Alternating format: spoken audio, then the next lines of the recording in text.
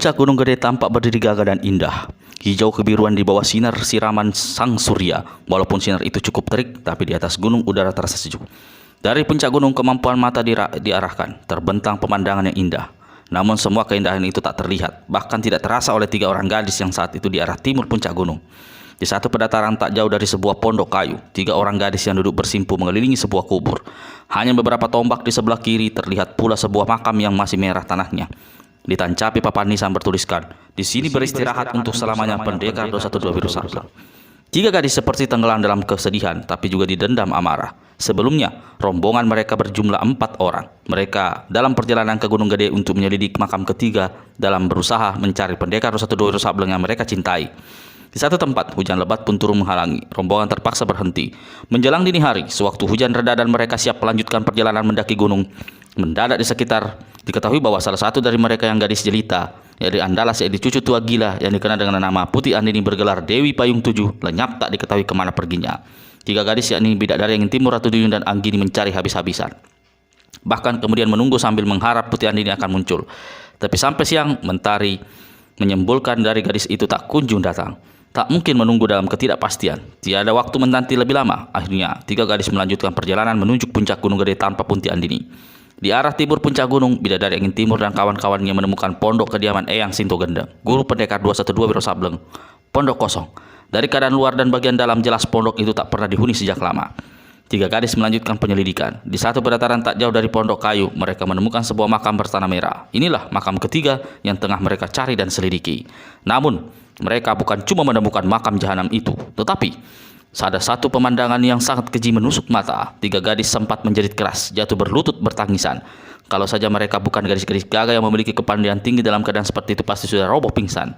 Di belakang kepala makam yang ada papan nisannya bertancap sebuah tiang besar. Di tiang inilah sosok kawan mereka Putih Andini berada dalam keadaan terikat. Pakaiannya penuh robek dan bagian tubuhnya yang tersingkap penuh luka, darah di mana-mana, mulai dari kepala sampai kaki. Putih Andini mereka temukan dalam keadaan tak bernyawa lagi. Jenazah gadis malang itu segera diturunkan dari tiang, diurus sebisanya lalu dikuburkan di salah satu bagian halaman. Kesunyian mencekam, sesekali terdengar suara siuran angin dan daun-daun yang ranting yang bergesek. Untuk beberapa lamanya 3 orang gadis itu duduk bersimpu di depan tanah merah makam Putih Andini. Tak ada yang bicara sampai akhirnya Anggini membuka mulut, suaranya bergetar. "Sahabatku Putih Andini, aku bersumpah mencari siapa yang telah berlaku keji terhadapmu. Aku bersumpah untuk membalaskan sakit hati kematianmu." Ratu Duyung ulurkan tangan kanannya memegang tanah makam lalu berkata, "Aku Ratu Duyung ikut bersumpah untuk membalaskan dendam kematian sahabat kita Putih Andini. Membalaskan sakit hati, dendam kesumat sahabat kita memang merupakan satu kewajiban. Namun kita tidak boleh larut dalam terlalu lama," berkata Bidadari Angin Timur. Matanya kelihatan bengkak dan merah, rambutnya yang pirang acak-acakan, pakaian kotor penuh tanah.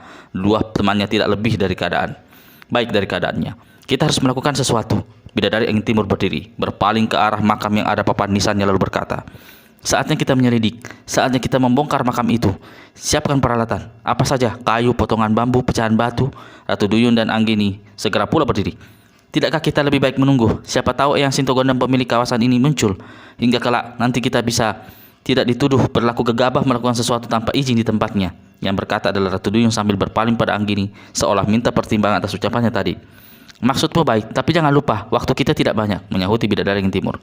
"Selain itu, salah seorang dari kita telah jadi korban, dan kita telah menguburkannya di tempat ini tanpa ada kemungkinan untuk minta izin pada pemilik kawasan ini.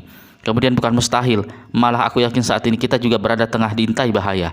Kalau lambat bertindak, kita semua bisa celaka. Selain itu, kita harus segera mengetahui apa yang sebenarnya yang terjadi pada diri pendekar 212. Walau nenek muka sarang bernama Gendero Patah Hati itu bilang telah bertemu dengan Wiro dan menyatakan bahwa pendekar itu masih hidup, tapi itu tidak boleh menghambat kita untuk menghentikan penyelidikan." Habis berkata begitu, Bidadari Angin Timur melangkah mendekati makam berpapan nisan, yakni makam ketiga dari serangkaian kejadian aneh yang dialami pada gadis cantik itu sejak beberapa waktu belakangan ini. "Kawan-kawan, apakah kalian ada menaruh duga siapakah kiranya manusia durjana yang telah membunuh Putih Andini?" Anggini, murid dewa tua yang oleh sang guru pernah ingin dijodohkan dengan Wiro, keluarkan ucapan. "Sebelum dibunuh, Putih Andini telah diperlakukan secara mesum," kata Anggini dengan suara perlahan. "Aku ingin sekali mengetahui siapa manusia laknat terkutuk itu." Bidadari Angin Timur mendongak, pejamkan mata. Dia ingat keterangan Putih Andini apa yang telah diucapkan yang dilakukan Damar Wulung atas dirinya sewaktu mereka berada di kuil. Gadis ini usap rambutnya yang jarang, membuka mulutnya lalu berkata, "Dugaan bisa banyak, tapi aku menaruh syahwa sangka pemuda bernama Damar Wulung itulah yang telah melakukan kekejian ini." Mungkin sekali dia penasaran karena tidak berhasil mencelakai Ratu Duyung.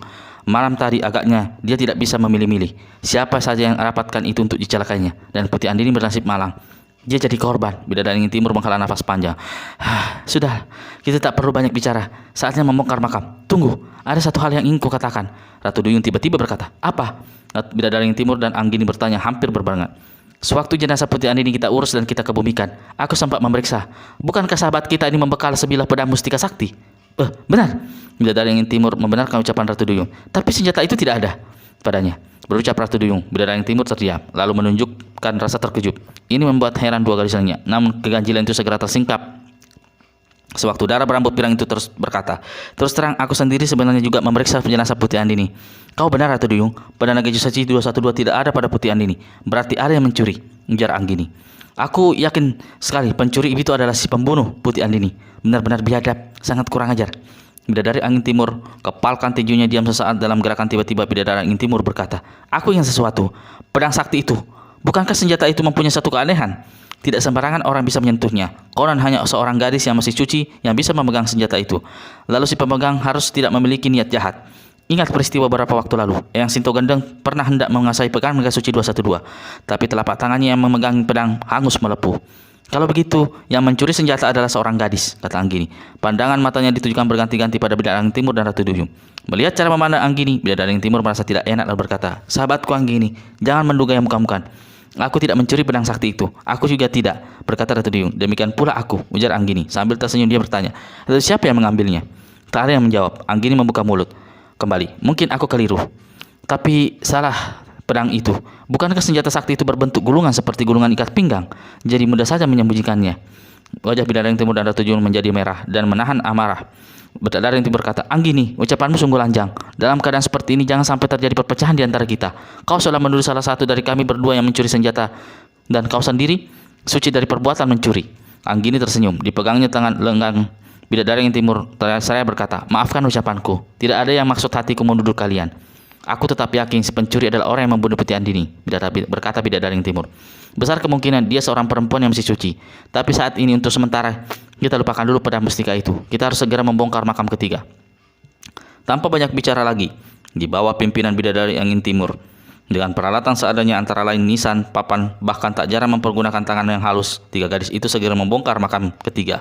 Ini bukan satu perjalanan gampang. Tapi dibanding dengan menggali kubur untuk Putih Andini tadi, membongkar makam terasa lebih gampang dan cepat. Apalagi mereka mempergunakan tenaga yang biasa maka dalam waktu singkat makam telah terbongkar sampai sepertiga dalamnya. Semakin digali, semakin mencekam perasaan ketiga gadis itu. Apa yang bakal mereka temukan dalam makam ketiga itu? Apalagi secara surat yang memberitahu bahwa mereka ditunggu di makam keempat. Mendadak Anggini hentikan gerakan tangannya menggali makam. Tubuhnya ditarik ke belakang, matanya membesar. Ada apa? Bisik Ratu Duyung tegang. Aku merasa tanah makam bergerak. Ada sesuatu yang hidup di dalam kubur ini, jawab Anggini dengan berbisik pula. Kalau begitu, hati-hati. Siapkan tenaga dalam, mengingatkan Ratu Duyung. Ratu, coba kau kerahkan ilmu menembus pandang. Kau pasti bisa melihat benda apa yang mendekam di dalam makam ini, bisik Bidadari Angin Timur. Mendengar ucapan itu, Ratu Duyung segera alihkan tenaga dalamnya ke arah mata. Mata dikedipkan 2 kali. Sama-sama Ratu Duyung melihat sesuatu. Dia lipat gandakan aliran tenaga dalam ke mata. Begitu penglihatannya lebih jelas, gadis ini tercekat. Dia tak bisa percaya. Maka kerahkan lagi ilmu kesaktian disebut menyerap detak jantung. Dengan ilmu ini, Ratu Duyung sanggup merasakan kalau detak jantung seseorang dari kejauhan. Kalau makhluk dari makam itu memang makhluk hidup, pasti aku akan merasakan detak jantungnya. Kecuali dia setan jadian, kata Ratu Duyung dalam tahan napas, memasang telinga. Sesaat kemudian dia merasa ada debaran di dadanya. Lalu telinga menangkap suara detakan jantung. Datangnya dari dalam makam. Serta merta Ratu Duyung berteriak, cepat keluar dari kubur. Ada makhluk hidup di dalam sana. Sambil berteriak, Ratu Duyung melesat ke atas. Berbarengan dengan itu dia cepat menarik tangan kiri Anggini dan mendorong Bidadari Angin Timur. Perempuan tua yang duduk di depan lampu minyak itu memandang dengan muka masam pada pemuda di hadapannya. Mulut komat kamit. Dari dalam mulut itu dikeluarkan segumpal susur. Mulutnya dipocongkan sesaat sebelum dia bertanya. Melihat susur itu, si pemuda jadi ingat akan gurunya. Sang guru paling doyan mempermainkan susur siri dan tembakau di dalam mulutnya. Kini entah di mana gurunya berada. Mungkinkah sudah saatnya dia menyambangi di tempat kenalannya. Anak muda, berucap perempuan tua di hadapan si pemuda.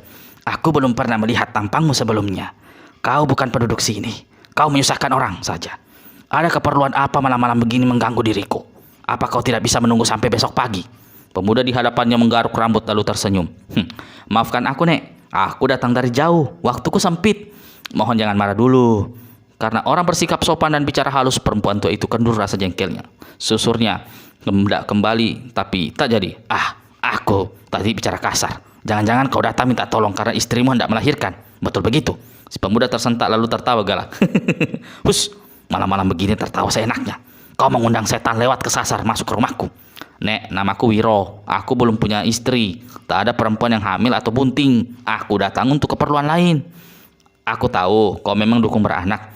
Tapi kata orang kau yang bernama Nyi Supi juga pengurus jenazah di kawasan sini.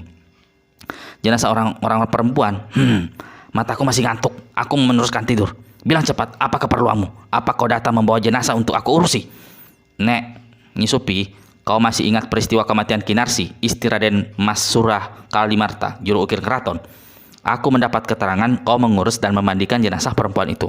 Muka keriput si nenek berubah mendengar begitu disebutkan dua nama itu. Aku tak mau mengingat-ingat kedua orang itu yang sudah mati. Apalagi Kinarsi, mengerikan sekali.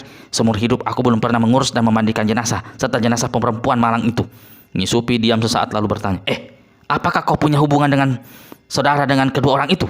Wiro menggereng. Lalu kenapa tanya-tanya? Nyi Supi kelihatan heran. Nyi Supi, coba kau ingat, apa betul di kening jenazah Kinarsi itu ada guratan angka 212?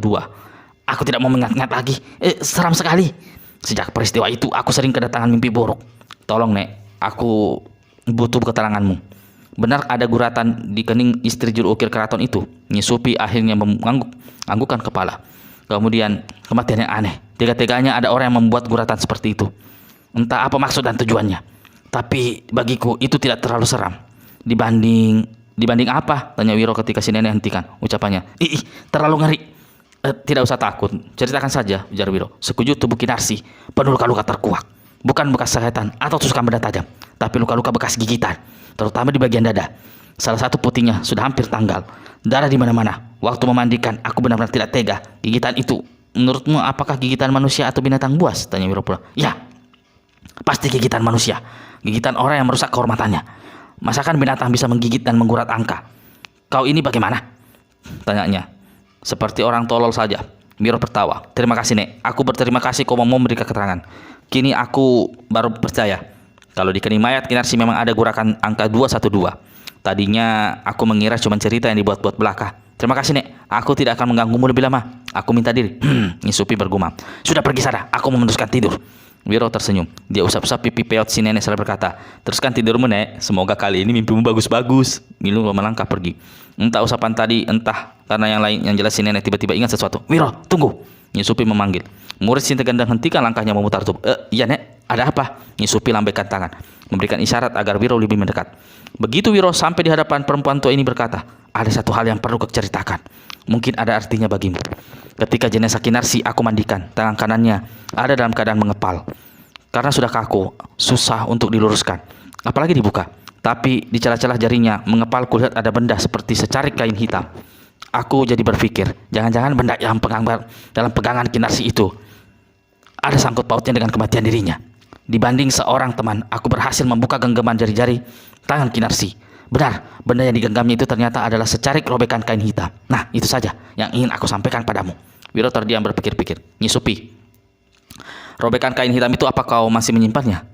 Kejadian itu sudah cukup lama. Aku tak ingat lagi. Tak mungkin masih ada. Tolong bawakan lampu minyak itu ke dalam. Di ruang dalam. Di bawah penerangan lampu minyak dibawanya oleh Wiro, Nyi Supi memeriksa beberapa tempat. Dia tidak menemukan benda yang dicarinya. Mungkin kau menyimpan di kamar tidurmu, kata Wiro. Tidak, benda seperti itu tidak akan pernah kusimpan di kamar tidurku. Si nenek pejamkan mata seolah berpikir. Di sumur. Tiba-tiba si nenek berseru. Robekan kain itu semula kusimpan di balik setanggen. Ketika aku mandi di sumur, setelah ku lepas kain hitam tercampak. Kupungat lalu ku sempilkan. Anak muda, ayo ikut aku ke sumur. Benar apa dikatakan Nyi Supi. Robekan kain itu memang ditampilkan dan disempilkan di atas bambu melintang di dinding kenjang pelindung sempat kamar mandi. Kain itu diserahkan kepada Wiro. Ketika Wiro memperhatikan, kain itu ternyata tidak cuma berwarna hitam, tapi ada warna-warna lain, yaitu biru dan garis-garis merah. Nyi Supi, kukira robekan kain ini tidak ada gunanya bagimu. Apa kau masih mau menyimpannya? Buat apa? Ujar si nenek. Wiro memusatkan robekan kain itu di balik pakainya. Sekali lagi terima kasih Nek. Aku minta diri. Nyi Supi menjawab dengan mengusap leher. Hari masih pagi. Gedung Kepatihan nampak sunyi. Sejak Pati Selo Keliangan sakit berat beberapa waktu lalu, suasana di Gedung Kepatihan sepi-sepi saja. Beberapa orang tabib dan ahli pengobatan kabarnya telah berdatangan berusaha mengobati sang Pati. Namun sebegitu jauh keadaannya belum menunjukkan kesembuhan. Racun yang mengidap dalam tubuhnya baru sedikit bisa dikeluarkan. Di atas pembaringan Pati kerajaan itu tergolek lumpuh. Tubuhnya yang tadinya besar tegap kelihatan kurus. Untung dia masih mampu membuka mulut untuk berkata-kata walaupun dengan suara tidak terlalu keras.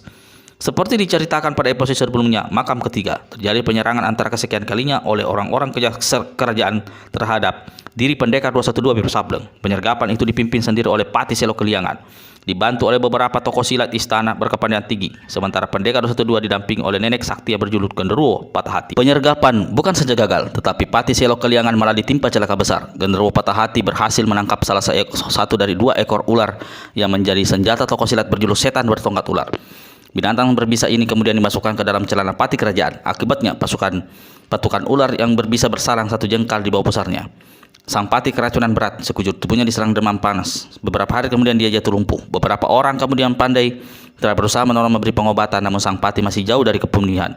Konon jika penyakitnya terlambat diobati, walau kelumpuhan bisa disembuhkan, namun dia akan menderita penyakit lemah syahwat seumur hidup. Sejak peristiwa itu, pendekar 212 Wiro Sableng dan Genderuwo Patah Hati dinyatakan sebagai buronan, harus ditangkap hidup atau mati.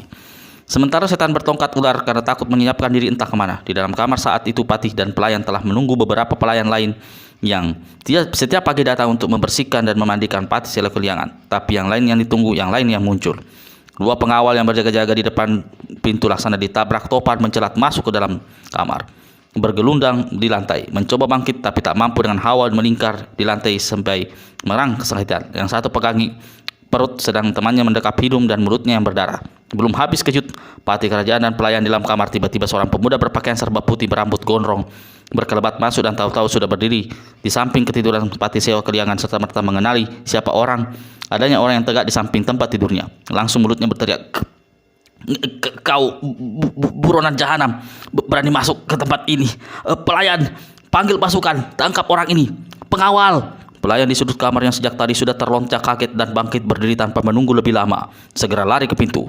Namun, baru 3 langkah bergerak, tubuhnya mendadak kaku. Satu totokan jarak jauh yang menusuk punggungnya membuat dia tertegun tak bergerak dan tak bersuara di samping pintu. Amarah besar membuat Pati Selo Keliangan menggigil. Dia berusaha bangkit, mencoba menggerakkan tangan dan menghantam, tapi sia-sia saja. Kelumpuhan membuat dia tetap terhenyak di tempat tidur. Tak ada hal lain yang dibuat oleh Pati Selo kerajaan itu selain mulai berteriak dan meminta pertolongan. Namun suara tarikannya lenyap begitu selai sapu tangan kotor miliknya sendiri disumpal ke pemuda berambut gondrong ke mulutnya. Enak saja si gondrong ini duduk di atas ranjang saling berkata, "Pati Selo Keliangan, aku Wiro Sableng datang menemanimu untuk membuat perjanjian. Aku menawarkan penyembuhan atas dirimu jika kau memberitahu di mana aku bisa mendapatkan iblis kepala batu alias 4 alias iblis kepala batu pemasung roh. Dia telah menculik sahabatku, seorang gadis bernama Bunga, dan memasukkannya ke dalam guci.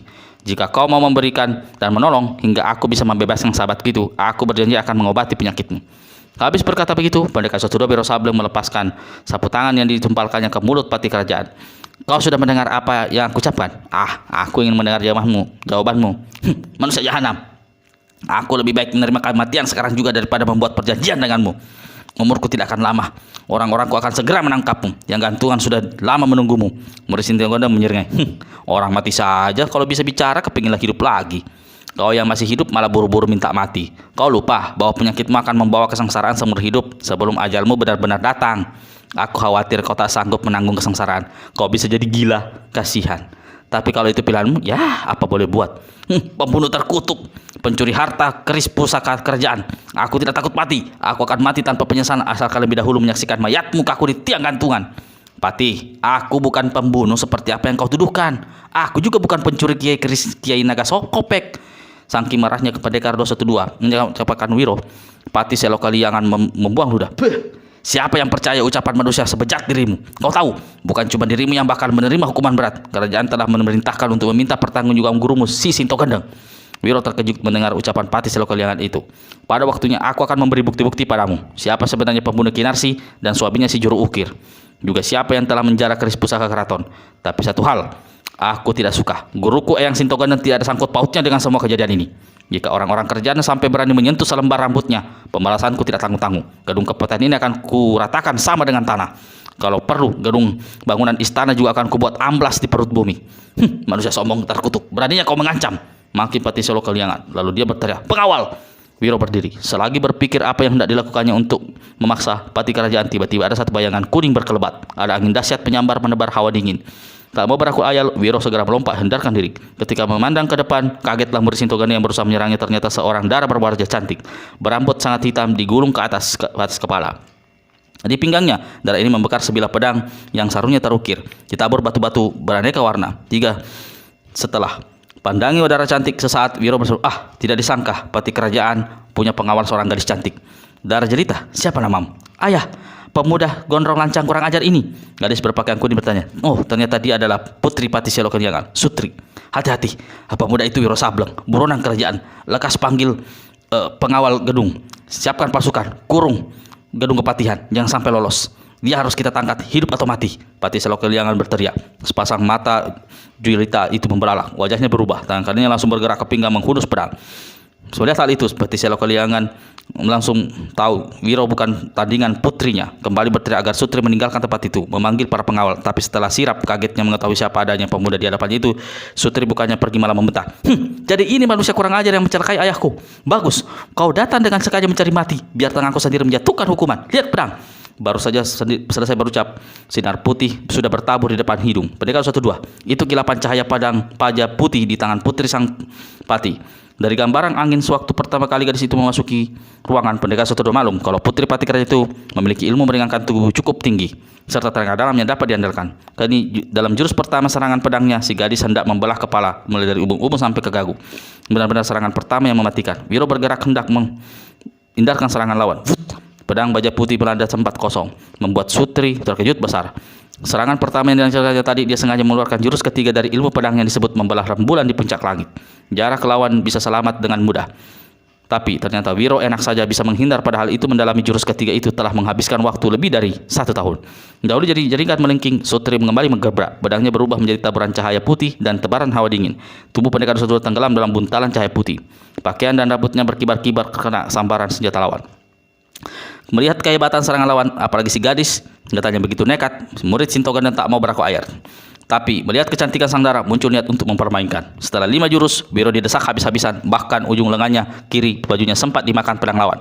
Wiro mulai bergerak aneh, tubuhnya melompat kian kemari. Setiap lompatan selalu dilakukannya melintasi tempat tidur Patiselo Kaliangan. Hal ini dianggap kurang ajar dan keterlaluan oleh Sutri, apalagi oleh pati kerajaan. Ayah dan anak memaki habis-habisan. Sutri mengamuk, pedangnya menderu laksana air bah, mengejarnya kemana saja Wiro berkelebat. Tapi dia harus bertindak hati-hati agar tidak tusukan atau bacokan senjatanya tidak salah arah hingga bisa mencelakai arahnya sendiri. Gila, dalam melompat menghindarkan serangan pedang, tak jarang Wiro mengangkat kaki atau tangan Selo Kaliangan, dipergunakan untuk menangkis serangan pedang Sutri. Sutri yang tak mau ayahnya celaka tentu saja terpaksa menarik atau menahan serangan. Penuh geram, dia berteriak memaki, pengejuk tengik. Sutri marah. Jangan pergunakan tubuh ayahku sebagai tameng pengangkis. Wiro tertawa bergelak. Lalu menyambar sebilah tombak pajangan di sudut kamar. Aku mengerti apa maumu, kata Wiro saya menyeringai dan mengacukan tombak. Sutri ketakarahan. Tanpa banyak bicara dia melompat. Tangan kanan diputar, pedang putih kembali bertabur. Wiro pergunakan tombak untuk menangkis. Terang, terang, terang. 3 kali terdengar suara bertentangan. Wiro keluarkan seruan tertahan. Tombak di tangannya kini tinggal kutungan sepanjang 2 jengkal. Ujung sebelah atas putus 3 kali dibabat pedang baja putih di tangan Sutri. Hebat. Ilmu pedangmu sungguh luar biasa. Pendekar 2-1 memuji. Sayang, aku tidak punya waktu untuk melayanimu.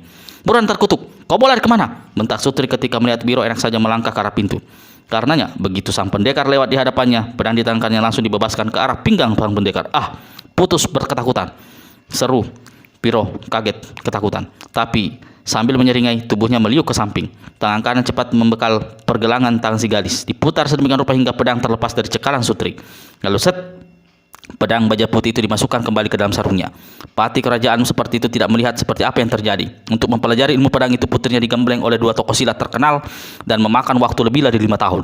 Kini sang putri hanya dijadikan bulan-bulanan main-mainan oleh buronan terhukum mati itu. Sutri hendak mengerang saking amarah dan malunya. Di hadapan pendekar 1-2 enak saja menyeringai dan berucap, gadis cantik, sepertimu jangan terlalu nekat main pedang. Kekonyolan habis-habisan begitu. Wiro lantas mencolek dagu si gadis. Pati kerajaan berteriak marah. Lancang kurang ajar. Teriak Sutri Kaliangan. Satu jotosan melanda perut Wiro. Sakitnya lumayan, tapi bukannya mengeluh kesakitan. Polisi Dogenda malah ulurkan tangan kanan mengusap pipi Sutri Kaliangan. Kurang ajar. Untuk kedua kalinya pukulan keras mendarat di perut Wiro. Perut ini menyeringai dan kembali tangannya menjahili mengusap wajah si gadis. Malah besar Sutri kembali hendak menjotos pemuda itu untuk ketiga kalinya, tapi khawatir pipinya bakal diusap lagi. Pukulan ke arah perut dibatalkan, diganti dengan jotosan ke arah wajah pendekar 12. Jotosan kali ini mengarah seluruh kekuatan tenaga dalam. Jangankan kepala Wiro, kepala seekor saper pun bisa amblas. Wiro tertawa bergerak.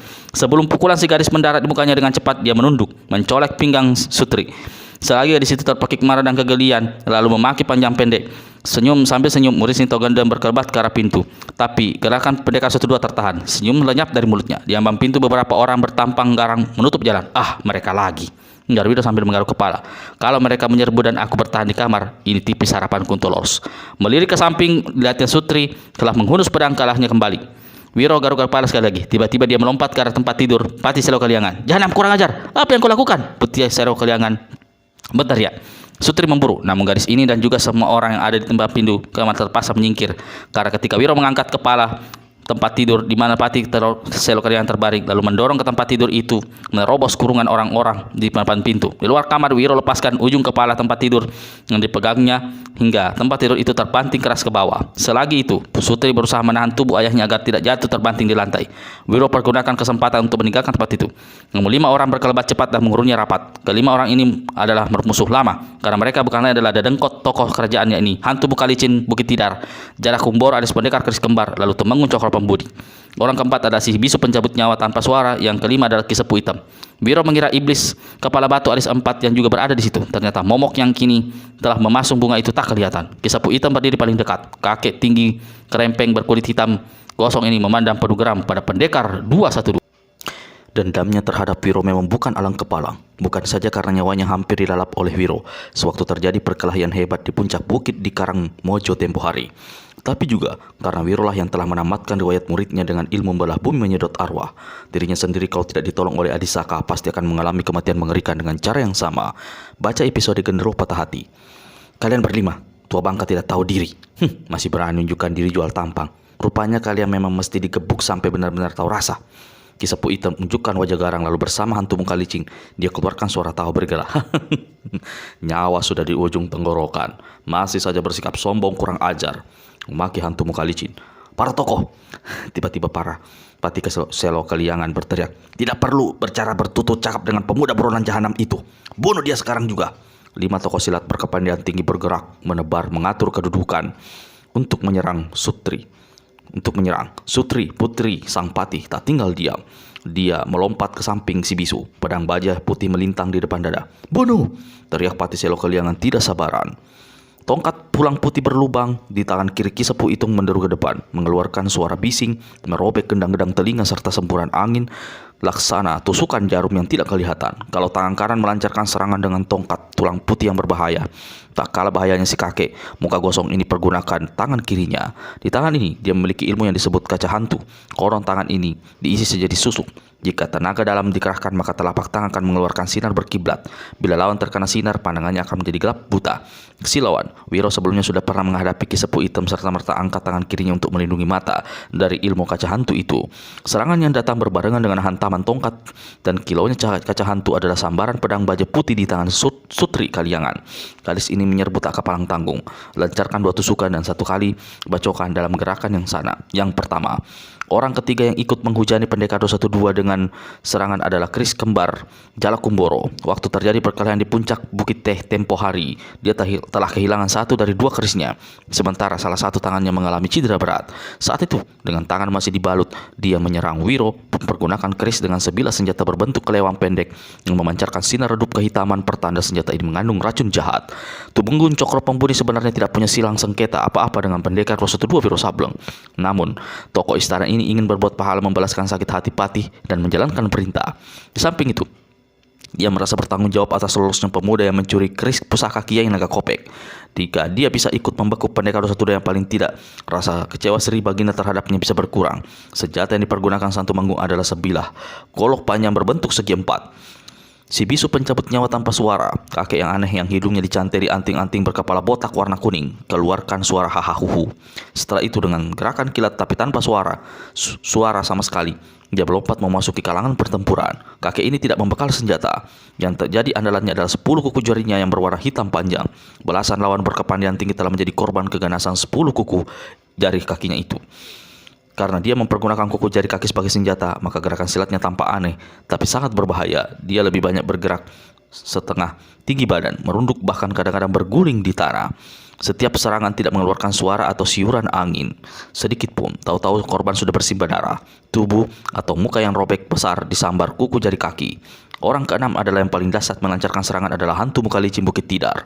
Dendamnya terhadap Wiro tak akan habis-habis seumur hidup. Bukan saja karena dia telah dipermalukan yaitu ditelanjangi di depan orang banyak, tapi juga karena penasaran tak sanggup menghabisi Wiro dengan jarum penotok syaraf.